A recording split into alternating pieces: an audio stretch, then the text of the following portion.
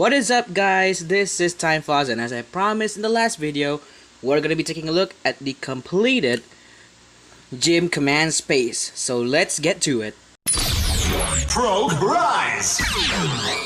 So here's the gym command space type, out of the box, straight build with no stickers applied. And yes, I said no stickers applied because the stickers, they cover up some weird spaces. I mean, the stickers, they cover up the side of the legs, the back of the legs, and even some of the crotch area. But yeah, I don't put those on, but you can clearly see it's not really that important because you have a basic looking gym, to be honest. I mean, it's red, white, and then red. It actually looks like the Gym 2 in my opinion, and I kind of like the Gym 2, so this kit does something that I truly like. I mean, I love the colors of the gym command, so yeah, especially the space type. What can I say? I love red and white. As I'm spinning the kit here, you can probably see that it's all red and white and it's not panel lined because I had no time to panel line this thing because straight out of the box is what I'm trying to go for and to see what kind of details you would get. And overall, it's not that bad of a kit. I mean, you do get some seam lines all over the kit, some of the legs, the thighs, the arms, everywhere, and of course, numb marks. Now, numb marks are not an issue with older kits sometimes, but with this one, you can barely see the numb marks. I mean, you can only see them in the elbow joints and the other side of the elbow joint, and on top of here, there are some numb marks there, but overall, it's not a bad kit. Now, I can hear some people screaming that this kit is too blocky, and I understand why, but this kit actually goes for a more animation accurate thing, if you want to say it that way. I mean, I kind of like it. It's pretty much animation accurate in my eyes. I even have watched the anime, but yeah, it's pretty cool. And of course, some paneling opportunities will elevate the coolness. And also, let's talk about some colors. When it comes to colors separation, it's pretty much perfect. I mean, the gray on the chest, the goatee, and the ears are pretty much perfect. But when it comes to the thrusters and all, these should be in red, these should be in black, and the side of the cheeks here should be some black also. But other than that, it's not that big of an issue. What I do love is the fact that the visor here and the top camera here is a one clear green part. I mean, you don't really see that in modern kits today, let alone the clear camera, but I guess there are some kits that do this today, and I just could, yeah. I mean, it's a gym from 2004 and they have this kind of technology. It's pretty impressive. As for the build, I really love the build of the GM command space. It was pretty basic, but it's pretty much refreshing in my opinion because I built some high grades from the Build Divers line and recently new kits, and they were totally repetitive, but this one is a totally fresh build. I mean, some of the parts are hollow, but it's refreshing. So let's take a look at its articulation. The head is on a single ball joint. It can look up that far and look down that far, not a whole lot. Rotation is about that much. Watch out for the goatee. You can move it all the way around, but the antenna might get in the way, and this antenna is fragile, so be careful. The shoulders are connected to a peg and a polycap, so they don't have that forwards and backwards rotation, whatever. You do get rotation standard ones, and this thruster here can move up and down slightly. The arm can only move about that far, which is not really parallel to the body, but I guess it's understandable why it's back in 2004. Rotation at the bicep is present. The bend at the elbow is a 90-degree bend, so actually it's beyond it's slightly over 90 degrees, so that's a plus. Ball joint at the wrist, some wiggle there. The waist is just a single peg connected to a polycap, so they move slightly like this. It's not a whole lot. The front skirts cannot be separated, so they move up this far, and the side skirts can move out about that far, and they can rotate to the back slightly, like, yeah, I rotate all the way back. And you can already see the problem with this thing. So it's connected to some ball joints and a pair and a polycap, so they move forwards about that much, which is pretty nice considering this is from 2004. To the back, there goes the beam saber. To the back, it's about that much, not much because of the back skirt not moving. Outwards movement, yeah, it's limited due to the ball joints, but this is 2004, so you have to understand why. And then some thigh rotation, about that much. The bend at the knee is about not over 90 degrees slightly.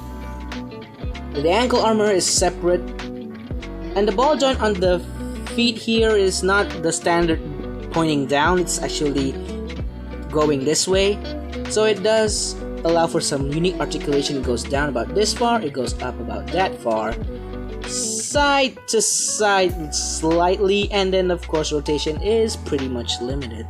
So yeah, when it comes to articulation on the GM command space, it's not that much. This is the most dynamic pose you're gonna get out of it, and it's not the most dynamic, but the build is fun.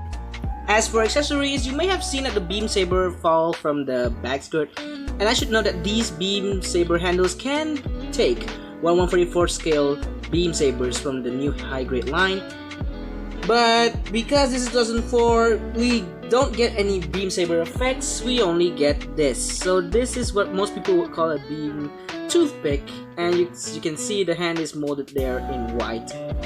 And if I remove this and plug it in, it doesn't look that appealing now, doesn't it? We don't need this thing, so let's just bring in the beam rifle, or I call it the beam spray gun, the beam, I don't know what it's called, but leave it down in the comments if you know what it's called. So it just slides in the hand, and yeah, it's pretty much perfect. There, it's done. Now I know there's supposed to be some color apps on the barrel here, but you can easily paint that if you have the time. Of course, what's a gym without a shield? So we get these two parts right here, the connector and the shield itself. And the shield itself, this is supposed to be in yellow, but you can paint that as well. So this thing plugs into the arm, on both arms actually. This has a hole, and this just plugs into the polycap. And oh, the camera just moved, sorry.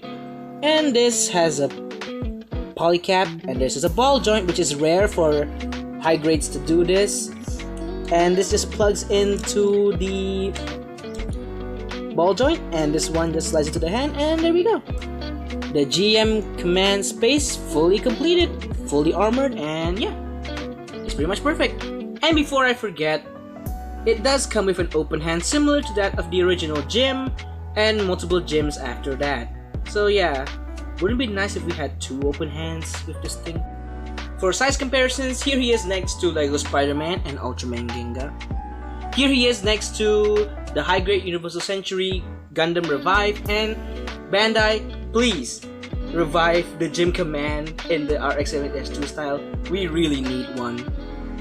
And finally, here he is next to the new Windom, and of course, another GM or Gym, the Gym from Gundam Build Fighters Backlog. And as you can see, the Gym with the new the other head really does look like the Gym Command space type, and if these shoulders were red, it would look similar to this. And of course, just like I said, Bandai, please revive the old Gyms. And before I forget, you cannot connect this to a standard action base. You're gonna need to connect this to an action base too, because there is no hole for you to plug this in. So that does it for the review of the high-grade Universal Century GM Command Space. So what's the verdict? Well, if you're looking for a kit with splendid articulation, good color separation, and overall great accessories, then this is not gonna be your pick. If you wanted a gym, there are lots of gym variations out there, like the Gym Sniper 2, the Gym Sniper K9, there's also the Gustav Karl if you want thick gyms, and there's also the fan favorite Jesta. And just like I said, there is also this gym right here. But if you really do like the look of the Gym Command space, and if you really want it in 1/144 scale, I do recommend this pick. Now sure, there are some master grades of the GM Command which is superior than this. I don't know if there's a Gym Command space of the master grade, but I'm not into master grade, so yeah, the high grade is for me. So yeah, if you're looking for all of those things, you're not gonna find it here. But if you want some nostalgia, you want an easy build, and you want some, well, 1/144 scale gyms in high grade and it's cheap, then I suggest you go for this one because it is 800 yen, and it is one of the cheapest gyms out there aside from the Gym Cold Districts type and the original high grade gym. And of course, like I said, if you want some weapons, you're not gonna be picking this one. But if you want, specifically, you want a high grade 1144 scale of the gym command space, you want to complete your 1144 scale gym collection, then by all means, this one is perfect for you. If you want a simple build, then go for this one. It is pretty simple. Much more simpler, and I repeat, much more simpler than the high grade Gundam Revive because of some few aspects of it. And of course, I would like to see somebody out there customizing this into the Revive version, or just wait for Bandai to, revive the gyms or whatever works. So yeah, overall, you want a gym command space type? Go for this. If you want some better gyms out there, then avoid this. But overall, it's a great kit. So this was Time Fuzz, and that's the review. I'll see you guys next time.